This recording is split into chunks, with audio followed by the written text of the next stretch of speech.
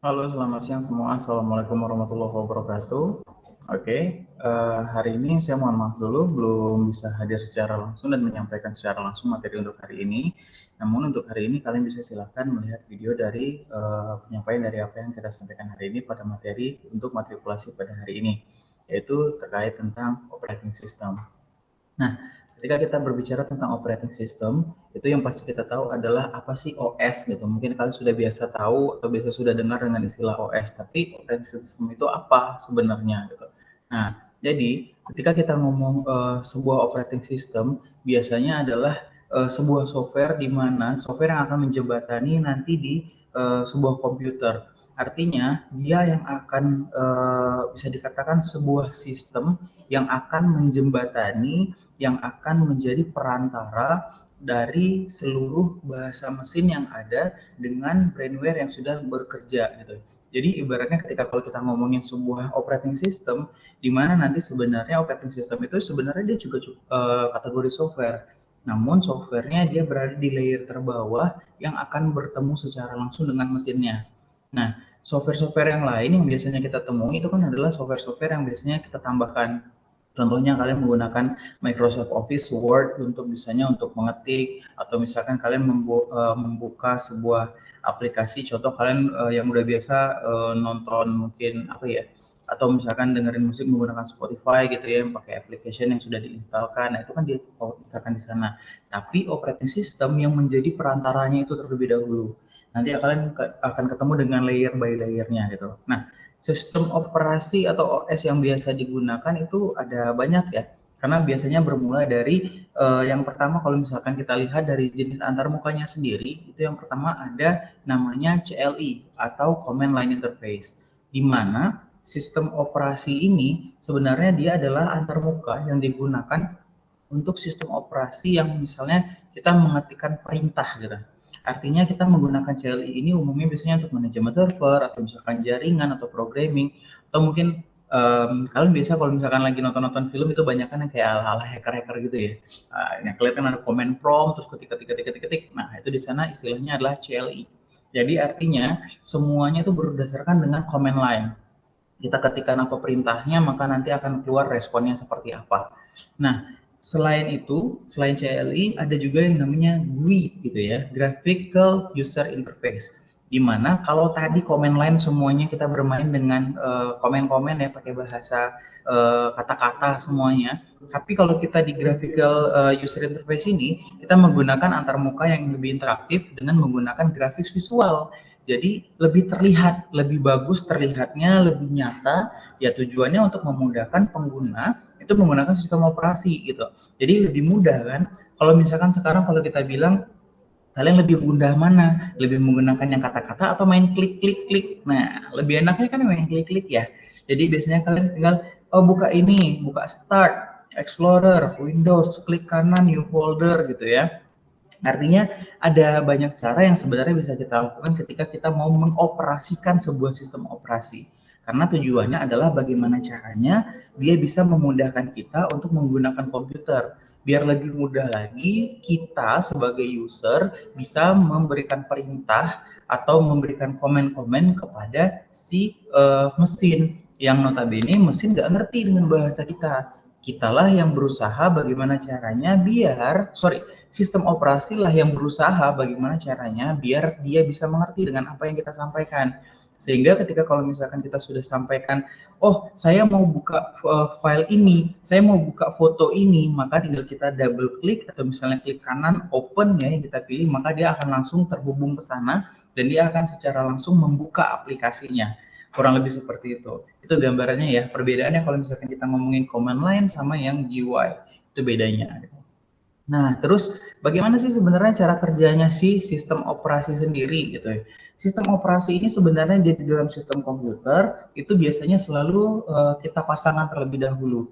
Jadi selama ini mungkin kalian tahunya kalau misalkan oh beli komputer ada apa di dalamnya? Ada Windows gitu ya, ada Linux gitu. Apakah itu bawaan? Enggak. Karena dari semua komputer itu sebenarnya komputer hanya mesin diem. Dia hanya komponen-komponen diam yang kalau misalnya nggak diisi apa-apa dia ya nggak ngapa-ngapain ya. Dan kemarin juga kita bahas ya, Jadi ibaratnya ketika kalau misalkan kita ngomongin sebuah komputer yang dia tidak ada isi operating sistemnya, tidak ada software untuk menggerakkan, ya dia hanya perangkat yang diam saja, nggak ngapa-ngapain. Nah, makanya kalau kalian lihat cara kerjanya ada kernel dan user space, di mana kita bisa lihat bagian paling bagian paling bawah itu kita lihat adalah hardware.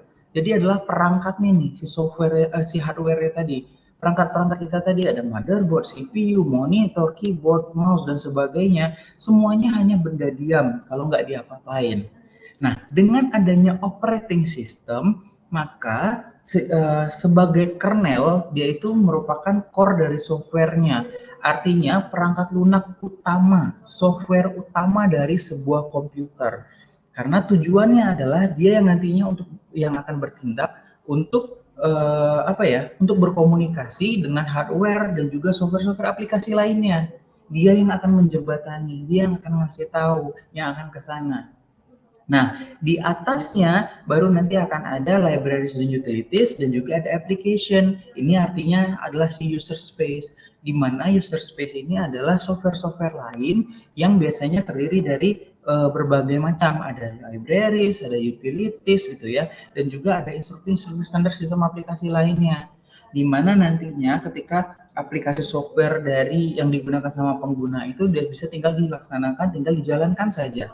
Karena dia yang sudah ngerti, oh ternyata kalau misalkan operating sistemnya apa, maka software ini yang bisa digunakan. Oh ternyata software itu yang bisa digunakan. Dan itu bahkan berbeda-beda. Hasilnya juga akan berbeda-beda. Itu nanti akan kita lihat seperti apa hasilnya. Oke, nah terus apa aja sih sebenarnya kalau kita ngomongin fungsinya si operating system? Tadi sudah kita bilang, kalau untuk yang GUI, dia akan menjadi user interface utama dari si komputer. Dia yang akan menjadi tampilannya. Kalian hidupkan komputer, yang pertama kali muncul adalah operating system. Kalian pakai Windows, tara, muncul Windows-nya. Kalian pakai Linux, pakai Mac OS, dialah yang akan memunculkan tampilan yang ada di layar kita. Sehingga kita bisa tahu, oh nanti perintah berikutnya kita mau ngasih apa. Oh kita mau begini, oh kita mau begitu, gitu gambarannya. Terus dia bisa menjalankan beberapa aplikasi dalam waktu yang sama atau multitasking. Lalu dia akan membagi memori komputer ke aplikasi-aplikasi yang sedang berjalan. Nah, di sini selain itu dia juga akan menangani nih, ada input output dari hardware yang tersambung ke dalam sistem komputer. Jadi kalau misalkan kita tahu, tadi sudah kita bilang, operating system merupakan salah satu software utama. Yang kita tahu kemarin ada namanya input, ada namanya output, yang akan membantu proses itu adalah mesinnya, maka dia yang akan saling menghubungkan itu semuanya. Input, proses, output. Jangan selalu lupakan itu. Oke, dia juga yang akan mengirimkan pesan-pesan ke aplikasi-aplikasi terkait dengan kinerja sistemnya seperti apa. Oh, ternyata kalau mau buka dokumen itu bukanya pakai Microsoft Word. Dia manggil, "Hai Microsoft Word nih, dia mau buka mau ngetik nih," gitu. Oh, misalkan si David mau ngetik nih. Oh, ternyata si Amal mau ngetik nih gitu ya. Tinggal dibuka, dia yang akan kasih tahu. Maka yang dibukanya adalah Microsoft Word. Oh ternyata dia mau nonton video atau dia mau browsing, oh ternyata yang dibuka adalah sebuah website, makanya nanti yang akan dibuka adalah Google Chrome. Nah seperti itu, dia akan ngasih tahu bahwa aplikasi-aplikasi mana yang nanti akan diarahkan ke sana. Terus dia juga membuat catatan atau log dari aplikasinya, yang mana yang bisa dihapus, yang mana diprosesnya, yang mana mau dijalankan, manajemen partisi sama file gitu ya. Terus juga melakukan instruksi secara paralel ke prosesor untuk mengoptimalkan kinerja sistem komputer dan sebagainya. Terus juga nanti akan memanajemen akun pengguna. Jadi kalau misalkan kalian punya komputer, biasanya nanti juga akan ada account-accountnya ya, ada user account-nya. Karena biasanya satu komputer bisa dipakai oleh beberapa orang, biasanya gitu ya. Jadi kalian misalkan komputer atau laptopnya nanti kalian password kasih user. Kalau misalkan si A bisanya lihat ini aja, si B lihatnya ini aja. Nah, terus kalau misalkan jangan lupa bahwa dia juga akan menghubungkan si BIOS dengan driver-driver dari perangkat-perangkat keras yang lainnya, ya. Karena bisa dioperasikan karena apa? Karena siapa? Nah, itu yang nanti harus diperhatikan juga. Oke. Nah, terus ada apa-apa aja nih jenis-jenisnya operating system? Ada banyak ya. Kemarin udah kita bahas nih, Ada tadi juga sudah saya sampaikan ya, ada Microsoft Windows, ada Linux, ada Mac OS dan sebagainya. Windows ada apa aja? Windows itu punya Windows dulunya Windows ini Windows 3.1, dia punya Windows 95, ada Windows 2000, Windows ME Millennium Edition, ada juga Windows XP, Windows Vista, Windows 7, Windows 8, dan sekarang Windows 10 ya. Windows 11 udah ada nggak sih? Ya, dan masih akan terus berlanjut lah gitu. Linux ada apa aja? Mungkin kalian pernah dengar yang suka ngoprek-ngoprek, yang suka open source. Biasanya ada apa namanya? Ada Debian, ada Red Hat, ada CentOS, ada apa lagi ya? Ada banyak banget lah. Ada banyak banget. Nah, Mac juga, Mac OS juga ada apa aja, banyak-banyak versinya gitu ya. Jadi tergantung nanti kalian mau pakai yang mana. Semua operating system punya kelebihan dan kekurangannya masing-masing. Ingat, nggak ada yang lebih bagus daripada siapa, karena mereka punya kelebihan dan kekurangannya masing-masing. Windows, kelebihannya di mana? Linux, dia juga punya kelebihan di mana? macOS juga punya kelebihan di mana? Semuanya punya kelebihan dan kekurangannya masing-masing. Biasanya bergantung dengan apa yang akan kita gunakan. Si operating system ini akan kita gunakan untuk apa? Maka nanti akan dilarikan ke arah sana. Tinggal kalian menyesuaikan. Plus jangan lupa karena dia sistem operasi, biasanya sistem operasi ini berbayar ya. Jangan lupa, sistem operasi ini biasanya berbayar. Windows berbayar. Kalian sudah tahu misalkan XP itu harganya berapa, Vista berapa harganya. Terus juga Windows 10 berapa, Windows 8 berapa itu ada harganya. Mac juga ada bawaannya ketika kita pertama kali beli Mac biasanya itu sudah include dengan OS-nya. Nah, misalkan kita mau upgrade dan sebagainya itu berapa. Linux ada yang berbayar, ada juga yang gratis. Mostly kalau Linux dia gratis, tapi karena dia konsepnya adalah dia mau untuk ini ya, konsepnya dia adalah open source kalau Linux bisa dioprek-oprek. Jadi biasanya kalau kalian yang hobi ngoprek-ngoprek itu biasanya lebih sering gunain Linux biasanya. Karena nggak terlalu banyak batasan. Ada Ubuntu dan lain-lain yang bisa kalian gunakan untuk itu. Itu kira-kira untuk yang si jenis operating system. Nah, perkembangannya bagaimana? Tadi sudah saya sampaikan, ini perkembangan untuk yang si operating sistemnya Windows. Mulai dari Windows 1, Windows 2, Windows 3, lanjut sampai ke Windows Workgroup, NT 95 dan terus sampai ke apa namanya? Sampai ke 98, Millennium Edition, XP, Vista, 7, 8.1 dan juga ada 10 gitu ya yang terakhir. Ini masih bisa dilanjutkan lagi karena kita akan lihat terus namanya operating system ya dia terus berlanjut ya, biasanya dia beda-beda. Karena apa sih, semuanya pasti ada kelebihan dan kekurangannya gitu. Pasti ada kelebihan dan kekurangan dan pasti ada apa namanya update-update-nya. Apa sih bedanya yang kemarin sama yang sekarang, itu pasti ada bedanya. Apa bedanya yang tadi sama yang besok, nanti juga pasti akan ada bedanya, kita tungguin aja. Pasti akan ada selalu perbaikan-perbaikan, perkembangan-perkembangan yang kita harapkan selalunya lebih baik. Nah, seperti itu gambarannya. Kalau Linux bagaimana? Tadi kita udah ngomongin perkembangannya si Windows. Perkembangannya Linux bagaimana? Tahun 1969 itu Ken Thompson sama Dennis Ritchie itu ngeluarin untuk di AT&T, dia ngeluarin tuh Unix operasinya yang pertama dan Linux. Itulah yang jadi cikal bakal Linux, di mana antaranya ada si Minix yang dibuat sama si Tannenbaum, itu gunanya dia buat untuk sistem operasi yang dipakai untuk pendidikan. Terus berlanjut terus sampai dikembangkanlah si Linus Torvalds ini. Nah, si Linus Torvalds inilah yang menjadikan akhirnya namanya dibuat menjadi Linux gitu. Dia yang membuat karena bisa dibilang apa ya, Linux-nya si Unix, nah, Unix-nya Linux gitu. Jadi akhirnya dia buat Linux gitu namanya. Itu sebenarnya lebih kepada apa ya?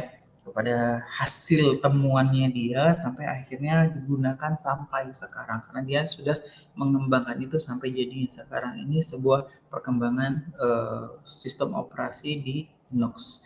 Ada berbagai macam cara, ada berbagai macam cerita ketika kita ngomongin soal perkembangan dari sistem operasi.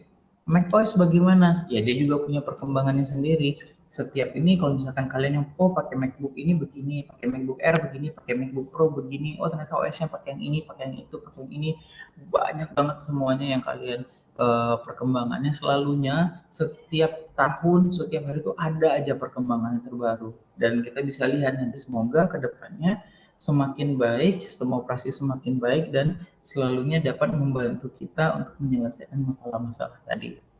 Oke, itu kurang lebih gambaran-gambaran ketika kalau misalkan kita membahas sebuah sistem operasi. Nah, lalu bagaimana caranya menginstalkan sebuah sistem operasi ke dalam komputer kita yang masih kosong? Nah, biasanya ketika kita matrikulasi secara langsung, di sini kita bisa ngajarkan secara langsung kalian praktik di laboratorium. Kita tunjukin bagaimana caranya, step by step-nya. Namun dengan kondisi saat ini kita masih pandemi seperti ini, sepertinya agak kesulitan. Jadi caranya adalah saya akan tunjukkan dalam berbentuk video. Saya sudah lampirkan di Classroom ini. Silakan kalian lihat, silakan kalian pelajari, pahami seperti apa step by step dari instalasi sebuah sistem operasi di dalam sebuah komputer. Nah, ada contohnya Linux, ada contohnya yang Windows. Untuk yang macOS gimana? Sebenarnya sama aja, kurang lebih seperti itu. Cuman ada mungkin hal-hal kecil yang perlu kalian pahami bahwa ketika menginstalasi sebuah sistem operasi, pastikan sistem operasi yang kalian gunakan adalah yang sesuai dengan kebutuhannya kalian. Kenapa? Contoh misalkan untuk yang biasa, ya mungkin kita bisa pakai yang biasa-biasa aja. Tapi ketika kita ngomongin kita butuh sesuatu yang lebih, artinya misalkan contohnya untuk kebutuhan server, kita menginstal sebuah server, otomatis yang kita install adalah sistem operasi yang mendukung server. Contohnya Windows Server 2000, 2000 sekian ya, masih banyak. Itu nanti akan kita gunakan. Karena apa? Oh mungkin tujuannya bukan untuk grafis, oh tujuannya bukan untuk ini, tapi tujuannya untuk lebih ke jaringan ya. Berarti butuhnya yang itu. Karena apa? Semua sistem operasi sudah didesain untuk sedemikian rupa agar bisa menerapkan semua kebutuhan-kebutuhan yang ada dari si usernya. Makanya tentunya berbeda. Ibaratnya yang satu kita butuhnya mau jadi ini, kita mau jadi itu. Tentunya yang akan kita beli bahan-bahannya beda. Kamu mau beli kopi sama kamu mau bikin kopi sama kamu mau bikin nasi goreng, tentu bahannya beda, ya kan? Yang satu butuh nasi, yang satu butuhnya kopinya gitu. Nggak mungkin kan kamu bikin nasi goreng tapi yang kamu beli kopi itu berbeda. Artinya apa? Semuanya punya caranya masing-masing untuk menyelesaikan masalah kita masing-masing. Oke, sip. Nah, satu hal lagi yang perlu tambahannya untuk hari ini adalah setelah kalian nanti menonton videonya, kembali lagi oleh-oleh dari saya untuk hari ini adalah silahkan kalian resumekan hasil dari ilmu yang kalian dapatkan ketika membahas tentang instalasi sebuah sistem operasi. Oke, ceritakan kembali ke saya apa yang bisa kalian tangkap dari video yang telah kalian tonton. Ceritakan ke saya dalam bentuk dokumen, maka nanti tugasnya silakan diupload seperti biasa di Classroom ini. Assignment yang akan saya buat sampai besok jam 12 siang. Oke, cukup diingat seperti itu. Nah, mungkin untuk hari ini cukup sekian yang bisa saya sampaikan. Kita ketemu lagi besok, mudah-mudahan. Sekali lagi mohon maaf hari ini saya nggak bisa menyampaikan secara langsung karena kebetulan ada dinas luar, jadi saya harus keluar kampus siang ini. Tapi nggak apa-apa, semoga ini bisa mewakili dan apa yang kita harapkan yang bisa disampaikan ke kalian bisa diterima dengan baik. Oke, mungkin itu dulu yang bisa saya sampaikan. Sampai bertemu besok. Terima kasih. Selamat siang. Assalamualaikum warahmatullahi wabarakatuh.